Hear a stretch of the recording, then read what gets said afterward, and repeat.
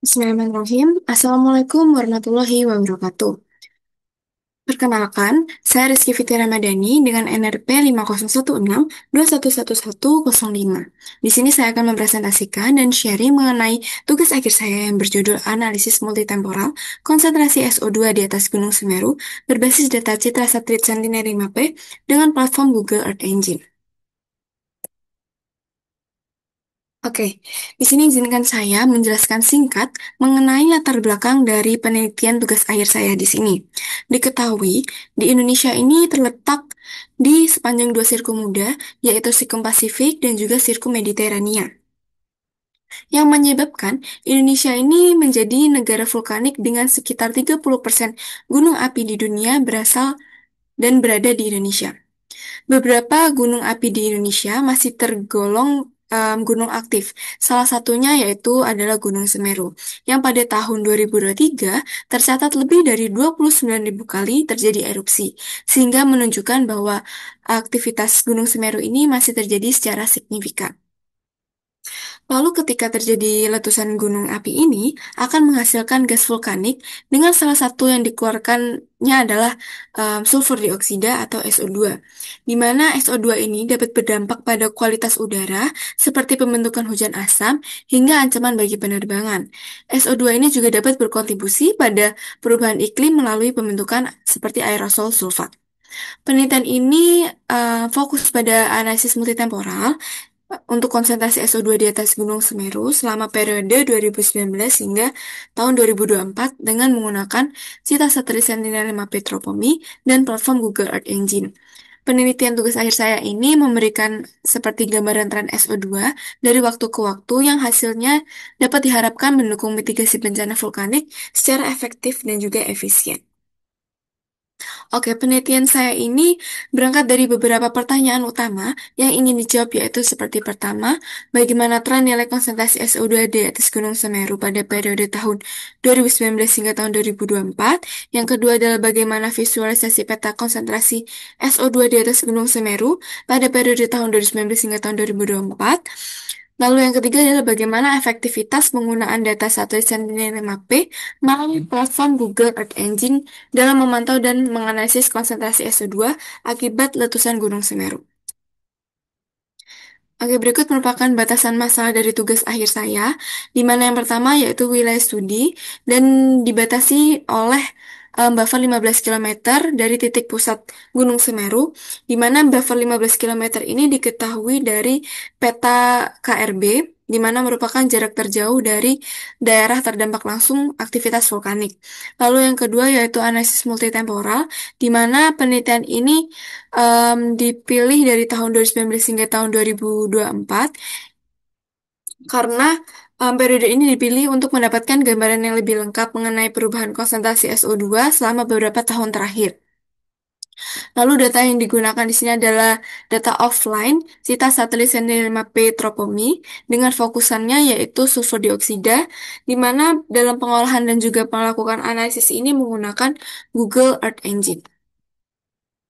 Adapun tujuan dari tugas akhir saya di sini untuk menjawab rumusan masalah yang seperti sebelumnya saya sampaikan, yaitu untuk mengetahui tren nilai konsentrasi SO2 di atas Gunung Semeru pada periode tahun 2019 hingga tahun 2024, lalu juga untuk mengetahui visualisasi peta konsentrasi SO2 di atas Gunung Semeru, dan juga yang terakhir yaitu untuk menghasilkan aplikasi interaktif untuk visualisasi konsentrasi SO2 akibat letusan Gunung Semeru.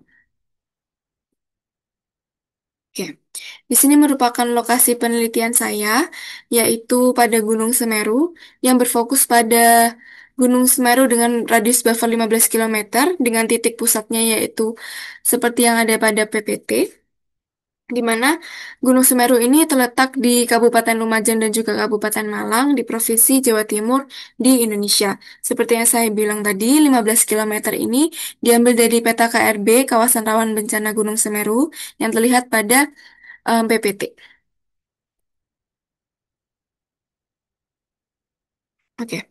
Adapun dalam tugas akhir saya di sini, yaitu ada data cetak satelit Sentinel-5 Petropomi yang diambil langsung pada Google Earth Engine. Di sini menggunakan data offline untuk memantau konsentrasi polutan khususnya SO2.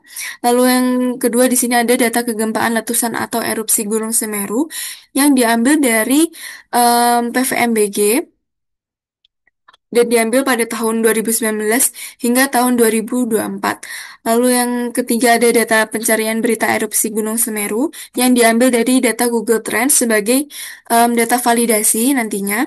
Dan yang terakhir adalah data angin windrows yang diambil dari Climate Copernicus yang akan diolah menjadi windrows. Lalu peralatan yang saya gunakan dalam tugas akhir saya di sini adalah laptop untuk melakukan pengolahan dan juga analisis. Lalu Google Earth Engine dilakukan untuk pengambilan data dan juga analisis serta pengolahan.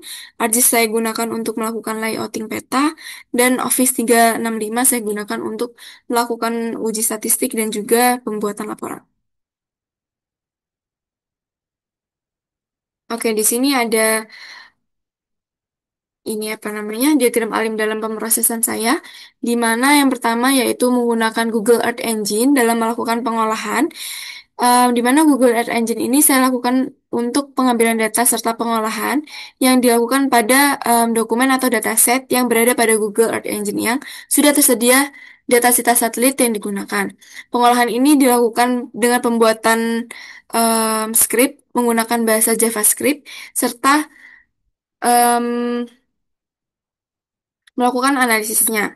Di mana yang saya ambil di sini adalah citra satelit Sentinel-5P dengan level 3, yang di mana data ini menggunakan input dengan cara melakukan pemanggilan citra dari dataset yang tersedia pada Google Earth Engine. Lalu selanjutnya, saya lakukan subset ROI dengan buffer 15 km untuk menentukan area kajian yaitu Gunung Semeru. Lalu yang kedua yaitu saya melakukan pengaturan filter rentang waktu dari tahun 2019 hingga tahun 2024, melakukan filtering agar dataset citra berada pada rentang tahun studi kasus saya. Lalu saya lakukan load dataset, di mana pada load dataset ini saya lakukan pengolahan cerita yang sudah disesuaikan dengan area dan tahunnya untuk menghitung nilai konsentrasi SO2 dengan menggunakan nilai mean atau nilai rata-rata setiap tahun dari tahun 2019 hingga tahun 2024. Dari pengolahan yang tadi akan menghasilkan cita satelit Sentinel-5P offline pada SO2 pada area Gunung Semeru dengan buffer 15 km, di mana pada tahapan tadi itu masih menghasilkan em, dengan satuan mol per meter kuadrat. Maka dari itu akan dilakukan konversi dari mol per meter kuadrat ke miogram per meter kubik menggunakan rumus yang berada pada PowerPoint di sini. Nah, ketika sudah dilakukan konversi ini akan menghasilkan dua hasil yaitu tren nilai konsentrasi SO2 pada rentang tahun tersebut dan juga visualisasi sebaran konsentrasi SO2 pada tahun tersebut. Nah, pada kedua data ini akan dilakukan uji validasi, di mana uji validasi ini dilakukan untuk melihat sampel anomali pada tren nilai rata-rata bulanan maksimum konsentrasi SO2 setiap tahunnya, kemudian dibandingkan apakah ada hubungan ketika terjadi anomali itu dengan data kegempaan, erupsi atau letusan dari data PVMBG, dan dikumpulkan berita erupsi Gunung Semeru pada rentang anomali. Nah, pada visualisasi ini dilakukan uji validasi juga dari hasil pengolahan windrows dari data angin di Climate Copernicus yang diolah menggunakan Python dengan menghasilkan WR plot untuk menghasilkan grafik windrows. Hasil tersebut akan dibandingkan dari arah angin dominan dengan visualisasi persebaran nilai tinggi maksimum konsentrasi SO2. Lalu pada nilai tren konsentrasi ini dilakukan juga uji statistik menggunakan korelasi Pearson atau R dan juga uji statistik pada T-statistik. Pada nilai maksimum konsentrasi SO2 dengan data kegempaan erupsi atau letusan PVMBG dan data pencarian berita erupsi Gunung Semeru pada Google Trends-nya. Oke. Lanjutnya akan menghasilkan penyajian visualisasi pada Google Earth Engine Apps yang akan menampilkan seperti trennya dan juga visualisasinya.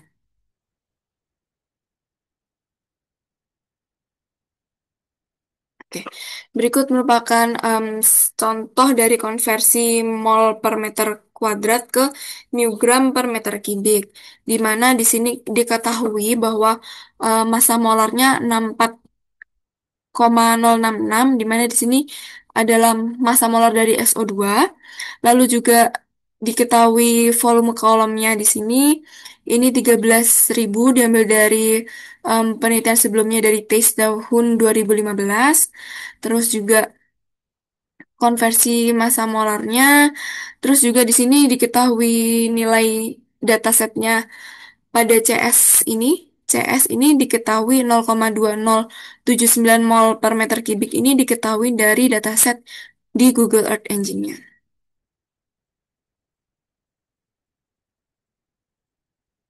Oke, dari pengolahan di Google Earth Engine saya, itu akan dihasilkan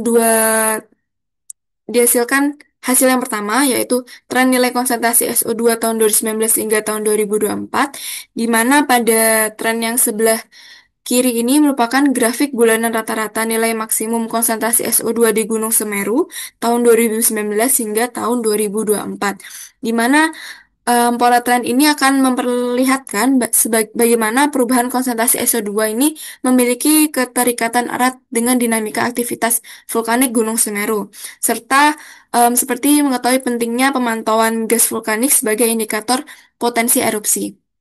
Dengan peningkatan signifikan nilai maksimum SO2 ini dapat dijadikan indikator awal terjadinya letusan, sedangkan tren penurunan dapat dijadikan sebagai sinyal fase istirahat atau pasca erupsi. Lalu yang sebelah kiri ini merupakan grafik harian nilai minimum, maksimum, median dari konsentrasi SO2 di Gunung Semeru untuk melakukan analisis lebih dalamnya ketika melakukan analisis anomalinya. Oke, berikut merupakan anomali tren nilai konsentrasi SO2 periode tahun 2019 hingga tahun 2024. Jadi, anomali ini diidentifikasikan secara visual saja berdasarkan pola grafik tanpa pendekatan numerik seperti gradien atau uji statistik. Dengan demikian, fluktuasi signifikan pada konsentrasi SO2 seperti yang Def- terindikasi di sini, dalam penelitian ini berpotensi menjadi indikator awal dari proses magmatik yang lebih kompleks, termasuk peristiwa kegempaan vulkanik. Nah, dari penelitian sebelumnya, seperti yang dilakukan oleh Ayupa dan kawan-kawan tahun 2010, itu dapat mendukung kemungkinan adanya hubungan tersebut, di mana studi kasih mereka itu pada sebelumnya ini kepada Gunung Stromboli, yang menunjukkan bahwa peningkatan emisi gas vulkanik seperti SO2 ini sering terjadi bersamaan dengan peningkatan tekanan magmatik di dalam tubuh gunung api. Nah, tekanan ini tidak hanya mendorong pelepasan gas ke permukaan, tetapi juga dapat menyebabkan peretakan batuan gitu. Nah, jadi hal ini dapat sebagai upaya untuk memvalidasi keterikatan antara anomali konsentrasi SO2 dan aktivitas vulkanik yang akan dilakukan komparasi dengan data kegempaan yang berkaitan langsung dengan aktivitas erupsi. Oke, berikut merupakan contoh anomali yang pertama, di mana anomali pada grafik Juni hingga Juli tahun 2019, di mana di sini terlihat pada bulan Juni 2019 terlihat tren yang konsentrasi SO2-nya kebanyakan tinggi setiap tanggalnya dengan didukung kejadian gempa. Seperti pada tanggal 26 Juni ini terlihat terjadi erupsi pada catatan ESDM, di mana dilihat dari grafik konsentrasi nilai maksimum SO2 ini mencapai 5,51 dengan kejadian 15 kali.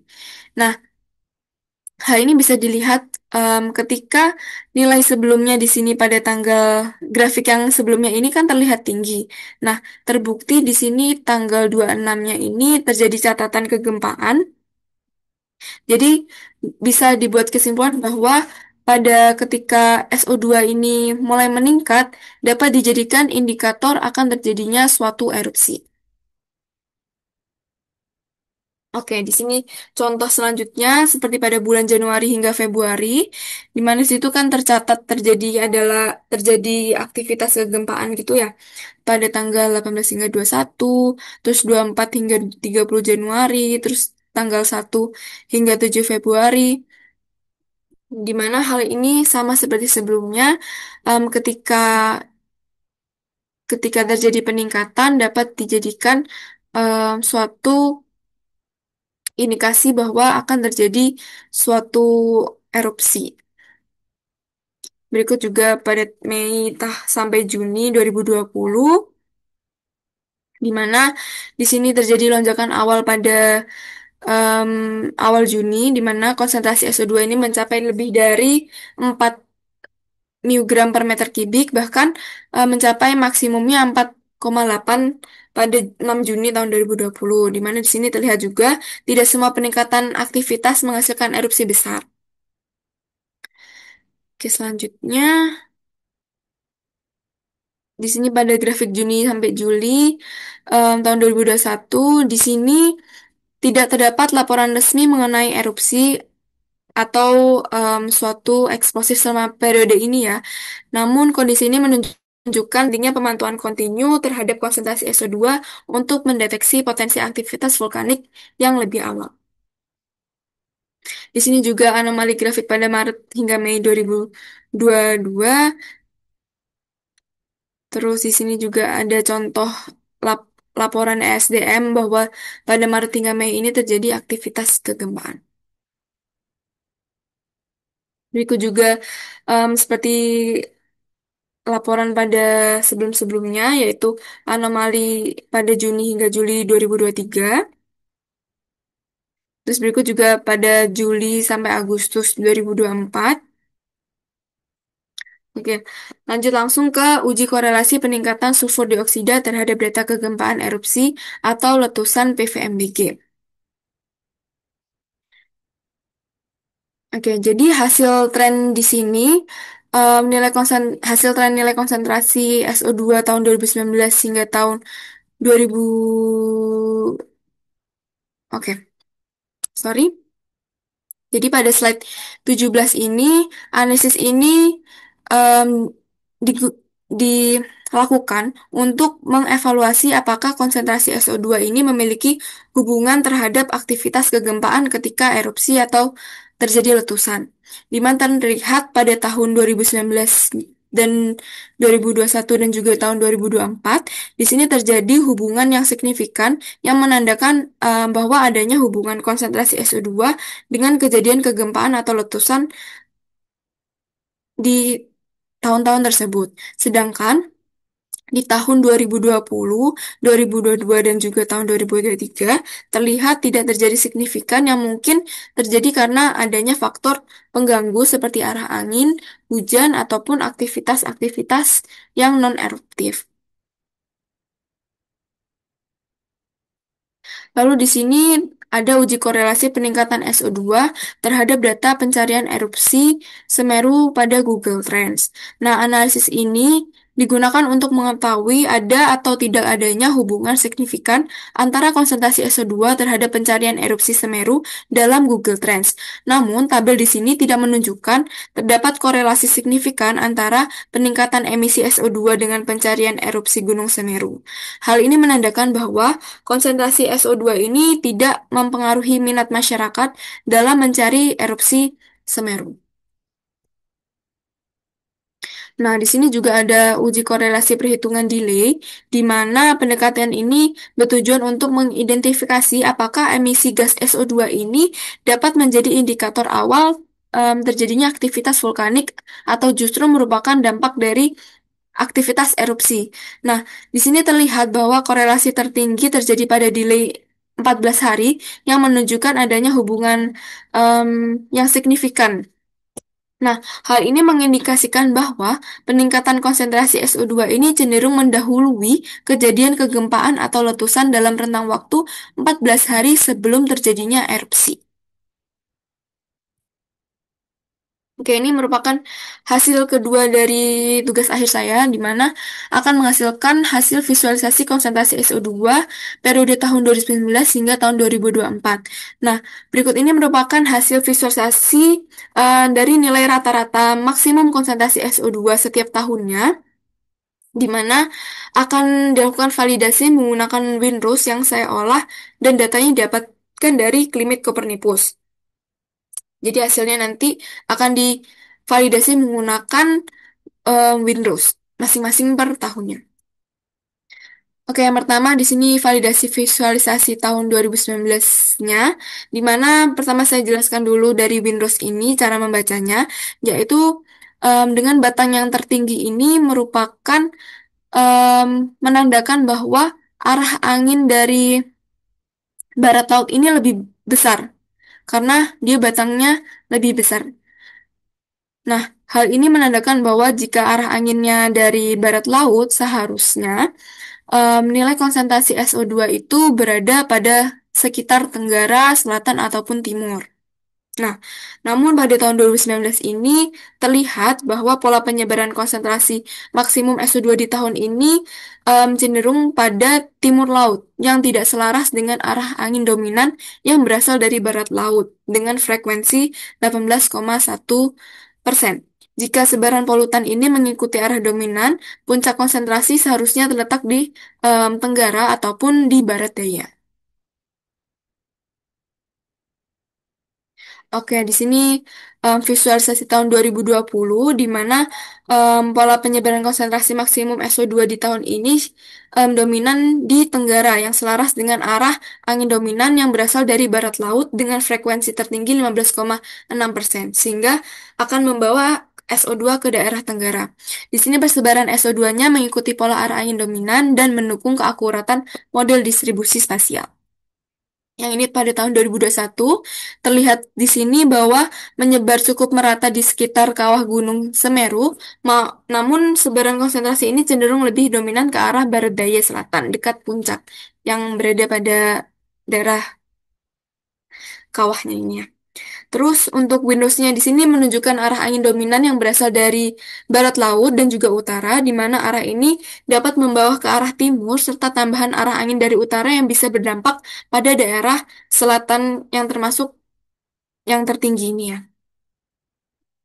Di sini tahun 2022 yang peta menunjukkan bahwa konsentrasi SO2 di sini cukup tinggi dan menyebar merata ke arah barat daya, barat dan sedikit selatan dari pusat letusan.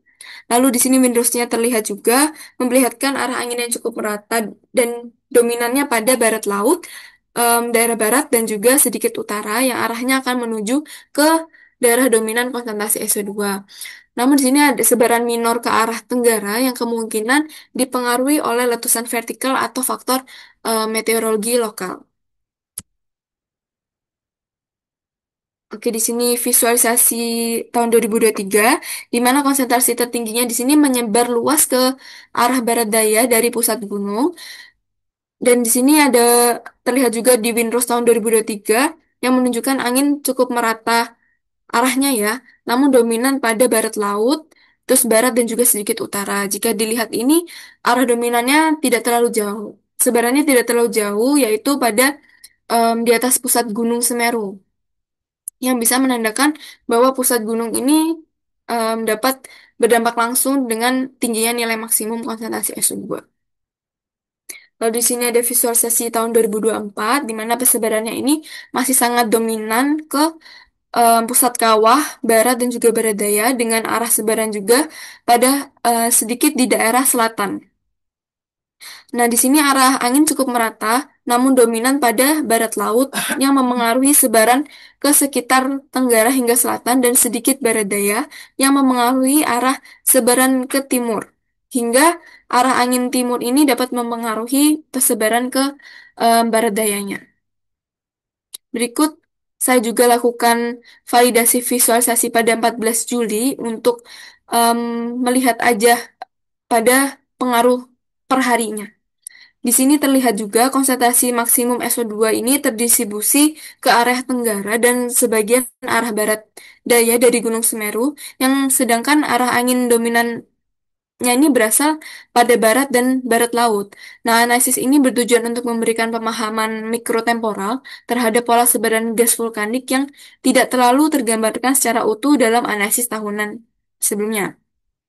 Di sini menunjukkan bahwa tidak semua akumulasi gas SO2 ini bersifat menetap, di mana sebagai gas yang relatif ringan, SO2 ini memiliki kecenderungan untuk terdispersi atau terdilusi dengan cepat tergantung pada dinamika atmosfer pada saat itu.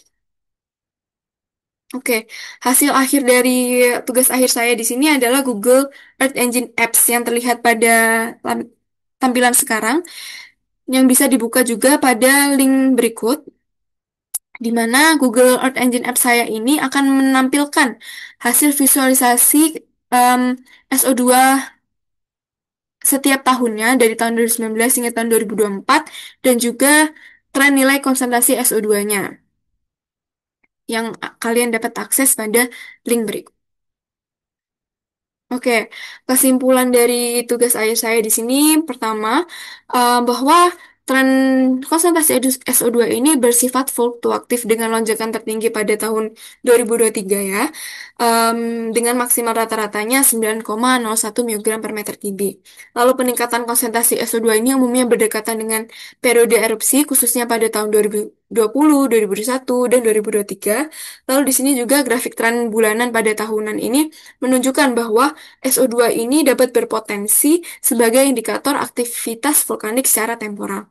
Lalu yang kedua yaitu visualisasi peta konsentrasi SO2 ini dapat menghasilkan peta distribusi tahunan dengan radius buffer 15 km yang menunjukkan sebaran SO2 ini mengikuti arah angin dominan, serta terdapat variasi arah dan intensitas setiap tahunnya yang mencerminkan dampak erupsi dan pengaruh atmosfer lokal. Di sini juga divalidasi oleh arah angin yang dilakukan dengan grafik windrows. Dan hasil akhirnya ini juga pada Google Earth Engine Apps, di mana data Sentinel-5P platform Google Earth Engine ini terbukti bahwa efektif untuk analisis spasial temporal SO2, di mana di sini GEE ini dapat mendukung visualisasi multitemporal dan peta tahunan berbasis cloud secara efisien dan juga cepat. Dan juga aplikasi interaktif GEE Apps ini dapat dikembangkan dan dapat digunakan untuk melakukan pemantauan dan juga edukasi publik secara visual, di mana orang umum dapat melihat perkembangan dalam konsentrasi SO2 setiap tahunnya pada 2019 hingga tahun 2024. Oke, sekian pemaparan dan sharing tentang tugas akhir saya. Kurang lebihnya mohon maaf. Wassalamualaikum warahmatullahi wabarakatuh.